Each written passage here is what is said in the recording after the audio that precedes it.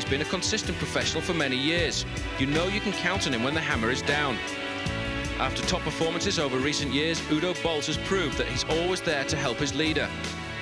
The ninth man will be Stuart O'Grady. He's already good enough to lead out the sprints, but with development within the team, he's got a great future.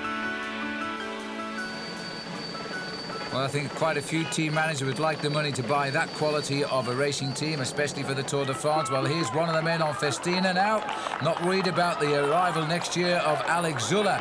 And because Didier Roos is trying to get away on his own and fly the flag, Festina have ridden so well. They really have. Every time there's been an opportunity, they've put their men at the front and tried to toughen up the race. They realise that is where they reign supreme. It's on the mountains, and this time it's the turn of Didier Roos to try and set the race alight. Well, the early part of the Grand Ballon, it was Casagrande who went over the top there ahead of Jalabert. On the Ballon d'Alsace, though, now we've got Didier Roos, who's trying to get clear of the rest of them, and he has a gap of around about 3 minutes. Well, he's a great time trialist. In fact, last year when he rode for Gann, he beat Chris Boardman in the time trial of the Criterium International. And if he wants to stay clear now, he's going to have to put a very good solo effort in. Well, it looks like one of Paul Schoen's dream team riders tapping out the rhythm on the front at the moment, Udo Bolt. In fact, the second man in my dream team there, Roberto Conti, always at the front doing a little bit of work, but they're not doing anything to eat into the lead of this man, Didier Roos, as he looks for the summit of the Ballon d'Alsace. Well, Didier Roos was with his partner and teammate Pascal Hervé, but for no apparent reason, Hervé seemed to surrender and drop back, and he's let Roos go up by himself, and Hervé, I think, has now been picked up by the chase, while over the top of the Ballon d'Alsace, a 120 done and 55 kilometres still to go. At the back of the main group here, you can see a lot of riders suffering, and the fact there are so many crowds, so many spectators here, it's almost impossible to attack. There is Pascal Hervé, so he has been brought into the main field, and the main field being led at the moment by Laurent Dufaux. I think a little bit of confusion at the bottom there. Hervé really didn't know what to do. They thought they were putting Jan Ullrich into pressure, so he sat up and waited for his teammate Virenque, and there could have been two men in the lead, but for Festina today, there's just one man. This is the way to slow down the chase. Just put two teammates on the front, get a big crowd around you, and nobody can go by you. And so Didier Roos's gap must be opening quite dramatically at the minute. 3:37, it's official over the top of the Ballon d'Alsace. The last time we came over this hill, by the way, was in 1982. It's a very, very difficult climb, and Roos now is over the top. No more climbs left of note. He's now making his run for the finish at Montbéliard. In fact, another man having serious difficulties again there is Bjarne Riis. He's a long way behind. And what a great place to get a view of the Tour de France. Well, goodness knows how they got up there, but you wouldn't catch me up there. Anyway, they can see this far down. They're going to pick out the man from Festina. And the French are having their best tour for years and years, Paul. Well, that's the way it is. For several years now, it's been a total Italian domination, but it seems now there's a rejuvenation of French cycling and really a rejuvenation of Festina, because they are the team that has gone out and hit home. The other French teams really haven't quite had the success of the team that was based in Andorra and has now come back to France. Well, there's Laurent Roux going through. Laurent Madouas is also there, but now with Manny still running for home here with 5 kilometres to go. I don't think there's any doubt he's going to win the stage. His lead is still going up here. There's no real chase on behind. He's hit them again at the right moment. And Pascal Hervé, you know, must be kicking himself now because he was with this man. Well, very strange. I don't think he really knew what to do, but interestingly enough, a group of 9 riders has got clear, and they'll be looking for second place out on the road. And once again, 2 Festina riders in that squad, but at the front of the main field, the work being done by Banesto. So Didier Roos, look at this now. He's got the chance here. He knows how far ahead he is. All he wants is the stage prize. There's nothing else. It's $7,500 for the win here. And he's just waving to the crowd. He's conducting his own orchestra. He really is enjoying this. This is just a continuation of the tremendous success of Festina. After Neil Stevens comes Didier Roos. Well, that's going to make it 2 out of 2 for Festina. Brilliant ride by this man. They went out originally to try and put Jan Ullrich under pressure on the last few climbs of this year's Tour de France, and it worked for them by putting a man in the lead. And again, Bobby Julich is in that chase group of 9, but Didier Roos, he knows he's got it, and he wants to be a chef d'orchestre. Well, why not? He's got 1 kilometre to go of sheer pleasure here. His lead over the chasers is more than 5 minutes, and they are in danger of being swept up by the field. So he's got all the time in the world now. It'll take him about 1 minute and 20 seconds to ride this last kilometre of the course at this speed. and they're not going to close any of that gap on him. Well, I don't think he can believe it. He went out today with one mission, and that was to help his teammate Richard Virenque. But sometimes plans backfire, and it's backfired in a very nice way for Didier Roos, because it's going to get him a marvellous victory as he comes up to the line, not even having to worry about how behind anybody else in this race is. So another French victory. I think this is victory number 6 in the stages for the French, giving them their best tour for many, many years. So Didier Roos crosses the line. Festina continue to build up the money in the coffers as they win the daily stages. And look at this from the group here. Pascal Hervé, who was with Roos, got dropped. He still won the sprint for second place. They just can't do a thing wrong. Third place taken out there by Bobby Ullrich. So a good ride by Ullrich, who simply gets better and better. Here's the main field coming in. There's the clock. It's a big time gap, and again Zabel is trying to clean up for the rest of the field. This sprint, in fact, will be for about 11th place. He's being challenged on the line here, but he's not going to get anywhere. Zabel gets the sprint, and more points for the green jersey. So that is the main field coming in. The yellow jersey of Jan Ullrich safely home yet again. Didier Roos, the winner today from Pascal Hervé. Bobby Ullrich of the US and Cofidis getting third. Laurent Roux taking 4th place overall. So overall, though, the change, well, there simply isn't any, because Jan Ullrich still has that 6-minute 22 margin. As we look further down the list here, Jan Ullrich finishing 35th today alongside Marco Pantani. There's the confirmation of the time gap. 10 minutes 13 now to Pantani. Fernando Escartin is there as well. On we go. We stay in the mountains for just one more day. Indeed, Festina have won the last 2 stages in this event. They've had 4 stage wins in all since this race began in Rouen. What's the chances now? Perhaps Laurent Dufaux winning at Dijon and giving them 3 in a row. We've had 19 racing days in the Tour de France. We've had 14 different stage winners. They've had their great moments, but where are they now?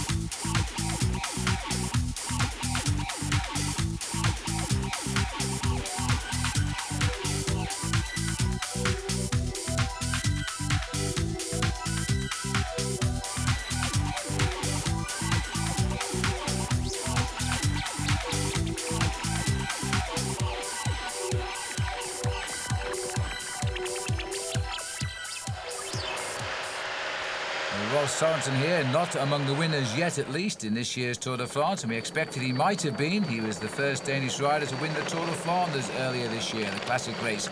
Anyway, this is a breakaway of 14, and Paul, it really got away right from 0 kilometres today when Arnaud Preto got away. They obviously felt they had a great chance of escaping the pack because the main competitions are almost decided, and here the 3 leaders of those competitions riding side by side, almost as friends. Well, we're heading towards Dijon, which of course is famous for its mustard, and I'm afraid none of these riders are going to be in the hunt today because they have dropped back minutes and minutes behind. The biggest time gap we've recorded so far is approaching 20 minutes down. 1 kilometre to go, and I suppose in Dijon we can expect a very hot finish. Well, I'll tell you what, Paul, the bunch is completely out of it. This is the rest of the group. Now, the 2 riders who have slipped away here are Bart Voskamp of the TVM team and Jens Heppner of the Telekom team. Heppner out in front. Strangely enough, Voskamp was in at the kill towards the end of the Tour last year when he was taking on another Telekom rider, Christian Hen, and he beat him then at Endai, and now he's going to take on Heppner and go for him as well. As Bart Voskamp goes to try and get TVM a second stage, and remember, they got the first one by a disqualification, and Jerome Blyleven Stevens was the winner. Now Voskamp has gone for the line. He's making a little move to the centre of the road, but now coming on his left is, it looks as though, Jens Heppner. Oh, and they've clashed here. Heppner rode straight across the road as they crossed the line there. Well, Voskamp, I think, is the winner, but the way the judges are operating here this year, I'm not so sure. Here is the sprint now for third place, and it looks as though Traversoni is going to get third, and that will be Francois Simon of Gand who slips there in fourth place. Look at this, Paul. Really quite remarkable. In fact, I think if Voskamp hadn't been there could have been a serious crash coming up to the line. Well, in my opinion, Voskamp has done nothing wrong there. He's got the victory. If anybody's done anything wrong, it's possibly Jens Heppner. But let's go to Paul Sherwin, because he's much nearer the judges than I am. He's right down in the finish zone.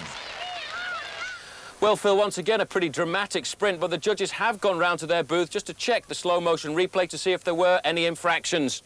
You can see the sprint here. This is the man in yellow, is Bart Voskamp leading the sprint out. A fairly straight sprint for him down the middle of the road. Jens Heppner on the other side comes across and leans into him. And in fact, I think Heppner was almost on the point of crashing. Both riders using a very big gear indeed. And Heppner uses the shoulder of Voskamp to stay safe, keeps himself upright. Voskamp goes over the line in first position. I don't think there'll be too many problems with that. Well, let's have a look at the main field coming in. Almost 18 minutes behind here, and a rare sprint win for Cedric Vasseur there, who takes out what will in fact be 15th place. But this controversial sprint has resulted in the disqualification of both riders. They have been placed 10th and 11th. Mario Traversoni is the winner. Let's find out what's happened. Because they were both making a wrong maneuver in the final sprint.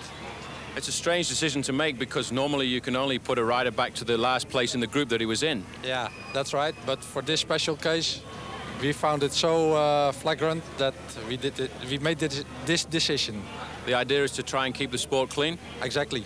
But it's not a popular decision with the crowd. Well, too bad, but what can you do?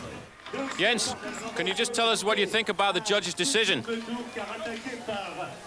Shit, it's crazy here. It's all crazy. What exactly happened in the sprint? What happened is what you see. Nothing happened. I sprinted on the line, and he sprinted on the line. I cannot ride in the saddle a sprint. It's like this and this. And the moment I go to the left, he comes to the right. That's a sprint. We just close together, but it seemed very much as if he actually fell onto you. Yeah, it looks for me also, but that's not a problem for me. The problem is the judge. I did it right, and I don't think he did it wrong or something, but the jury did it wrong. Well, I think one has to feel a great deal of sympathy there for Bart Voskamp. I think the judges made a great error. Anyway, they've given it to Mario Traversoni. He's managed to smile now, but when he was told, he couldn't believe it, because he finished in a group some 26 seconds behind. Anyway, it's made no difference, of course, to the overall situation. All of these riders finishing in that big bunch nearly 18 minutes back. So the time gaps now are the same as we line up for the last big time trial of this tour, 63 kilometres. We have now moved up the motorway to Disneyland. And here is one rider now trying to deliver a blow that might give him a fine overall finish. He wants to be the best Spaniard, Paul. Abraham Alano, and in fact he's imported that bike, the Pinarello, you can see there, based on the development of the Espada of Miguel Indurain, and a very fast and mean machine it is too. Signing in, we're getting used to seeing his autograph now as last man to come up in the Maillot Jaune as leader. Another test for him today, but he has a big margin now, so I don't think he worries too much as we go back to see the departure of Marco Pantani, who's managed to move clear of the rider in fourth place. So if he does just a reasonable time trial, Paul, he'll be on the podium in Paris tomorrow. Well, certainly he really would like to do that, but out on the course, Abraham Alano is riding a very good time trial, but it is a little bit tricky, but I certainly think this time trial suits the stronger men for the flat. And Richard Virenque, well, I think he's going to have a very hard time on this course because it doesn't suit him as much as the time trial course did in Saint-Etienne. Well, as we see the departure of Virenque here, the finishing time on the board is being held by the last rider in the race. What's going on down here? Well, this is Bjarne Riis. He's had a problem there. He's trying to get back onto his bike. He did stop for a change. I think it was a puncture, but now he doesn't seem to be able to get his foot in correctly there. He's playing around with those shoe covers, and he's actually going to stop again. Well, this is unbelievable. This has not been Riis's day. There's about $7,000 worth of machinery just been held across the road there. Bjarne Riis actually fell off when he came to sign in at the start. He then reported and got a 20 seconds late departure. Now he's had a flat out on the course. Meanwhile, it's all going right for Abraham Olano, because he is about to catch the rider in front of him, and that would be Casagrande. Well, he started 3 minutes ahead, but Bjarne Riis not looking happy at all with his time trial. He really has had all kinds of difficulties this afternoon. His bike was not right. It's a very expensive one, but still the Che managed to come off. But Abraham Olano has caught and passed Casagrande. Casagrande, I must admit, Phil, has done a great tour, but here's Bobby Ullrich coming up, and he too has put a very good time in. Second best time behind his own teammate, 1:18.21. Oh, people are going to see Bobby Ullrich now as a real contender in the Tour de France next year. He's had a great last 10 days, and there's more action out on the course. Well, Olano, in fact, has gone and caught Bjarne Riis. This is something nobody would have expected at the start of today's time trial. This man started more than 6 minutes in front of him, and he's caught and passed the winner of last year's Tour de France. Abraham Olano is certainly storming to a great ride. Well, in fact, Bjarne Riis, his tour has gone completely wrong today. He's going to be many, many minutes behind Jan Ullrich now. But what I tried to tell you earlier was that Philippe Gaumont, the Lanterne Rouge of the Tour de France, is still the best time back at the finish house. He was first man to go. He's done an incredible time of 1 hour, 17 minutes and 9 seconds. We've seen Ullrich come in. He's lying second at the moment, but Olano is setting the best time all the way out on the course.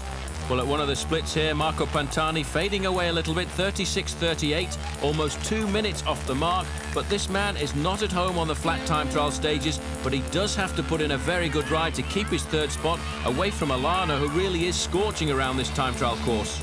Well, Olano, at the rate he's pulling back time on Pantani, he won't be far behind him for that third place. Here he is, and he's riding extremely quickly. And there is Richard Virenque now, and he'll be feeling pretty pleased, Paul, because he hasn't been caught yet by the yellow jersey.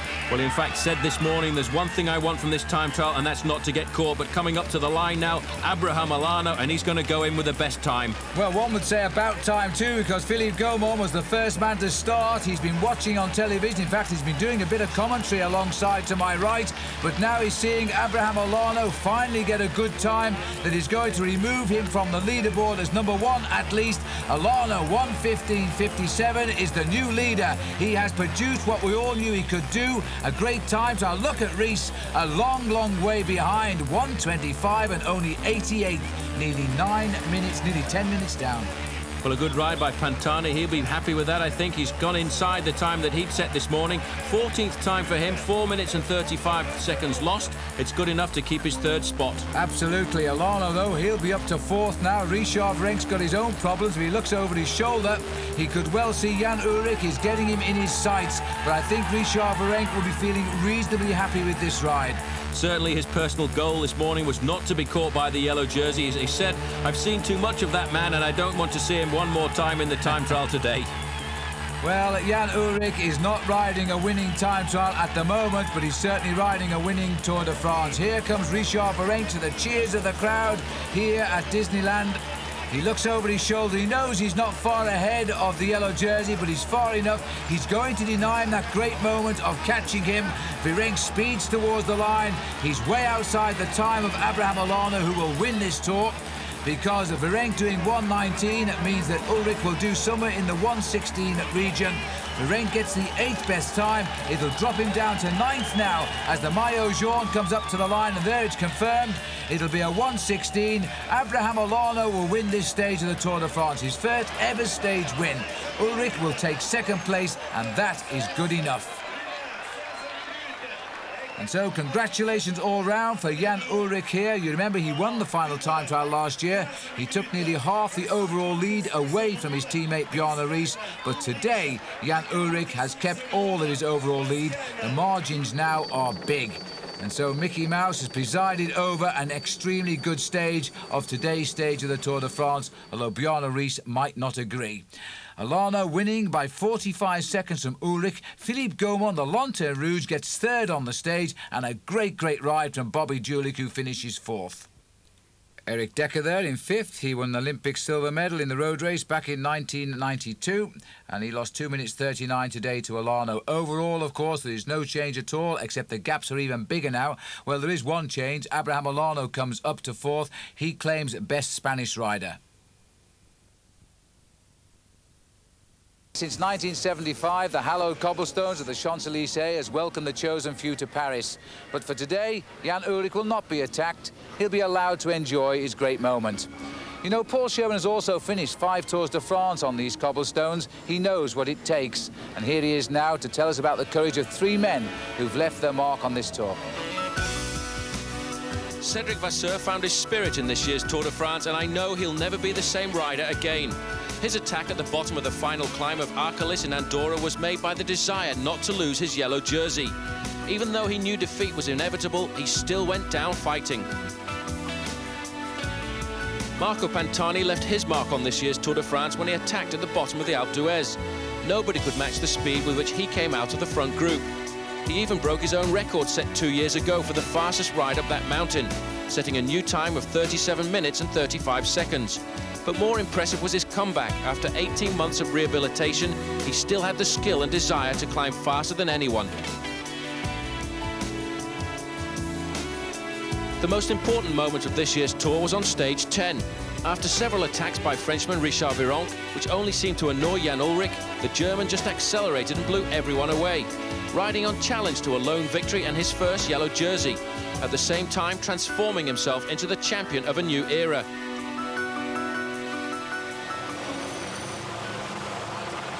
And so this is the last stage now, and at the moment, Paul, everybody is enjoying a beautiful summer's day as we head towards Paris and the final roundup on the Arc de Triomphe from the Champs-Élysées. Even our cameraman here, Patrice, the pilot, in his Mickey Mouse outfit, as he escorts the race along the highway. There hasn't been a pedal turned in anger, has there? Well, normally on the last day it is a little bit more relaxed. Everybody just saying hello and goodbye for the last time because the Tour de France has been on the road now for 3 weeks. But once they get to the Champs-Élysées, Phil, then the red flag comes in and the race begins in earnest.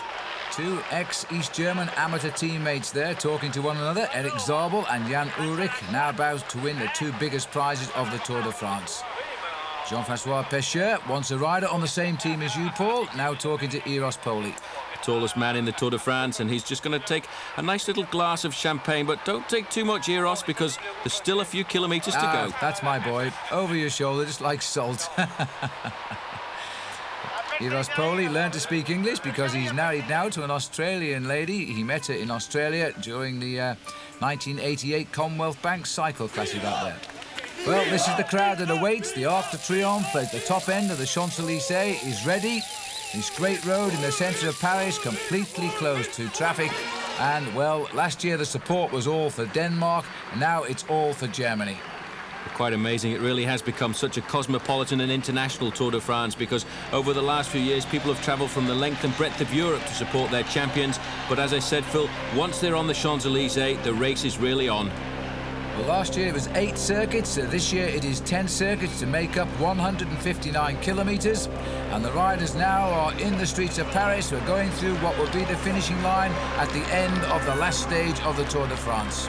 Michael Bogert there, the champion of Holland, in second position. Not too many pink jerseys at the front this time because they will surely try and organise themselves and try and give Erik Zabel a final victory on the Champs-Élysées, which really is, I think, the mecca for the sprinters. If Alpe d'Huez is for the climbers, then surely it has to be here for a sprinter to take out a great stage victory.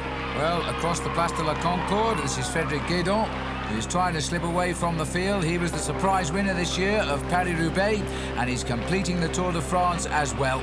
Well, he hasn't surprised too many of the sprinters there. He's opened up a gap of about 30 metres, but the speed is so high, Phil, I don't think he's going to stay away. He's going to give it a go. They've had 1 stage win, that wonderful day in Fribourg when Christophe Mengin got away and not got away, but won the sprint from the group that got away from the main field.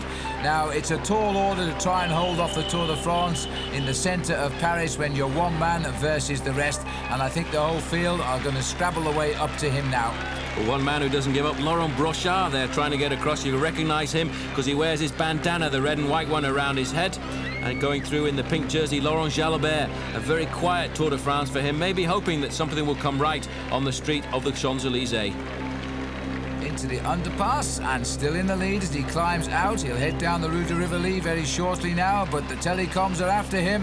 They want to present Zabel with the best shot at gold again. He's got 4 stage wins under his belt at the moment, although 1 didn't count, and now he's looking for another one. Well, this is Guérin still holding on. He's going to see the kilometre kite in a very short while, indicating that he's almost at the end of his vigil.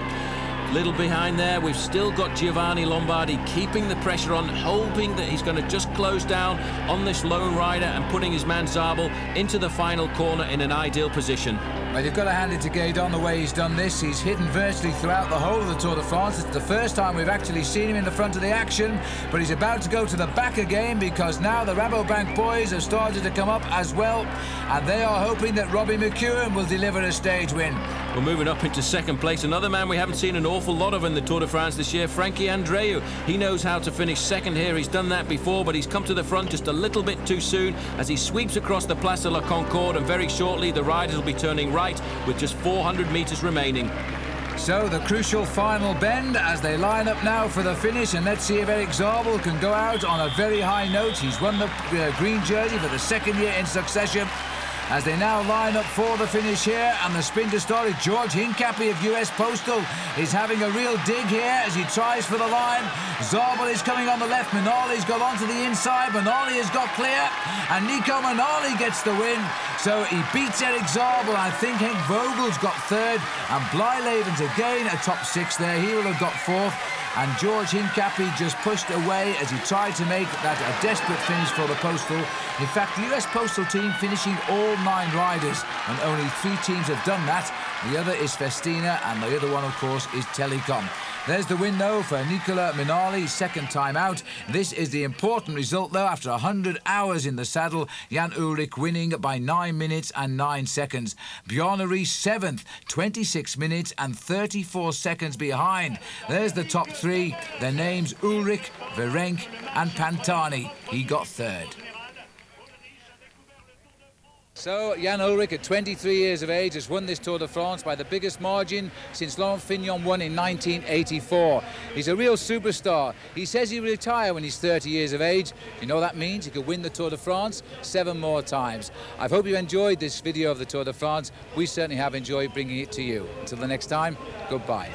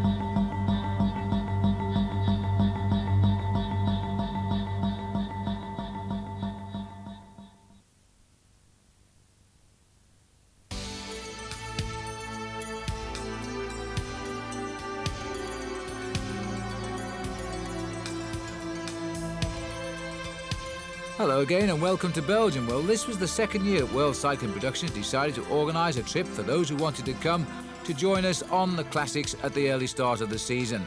And we chose them, as last year, the Tour of Flanders, Ghent-Wevelgem and the Paris-Roubaix Classic in France.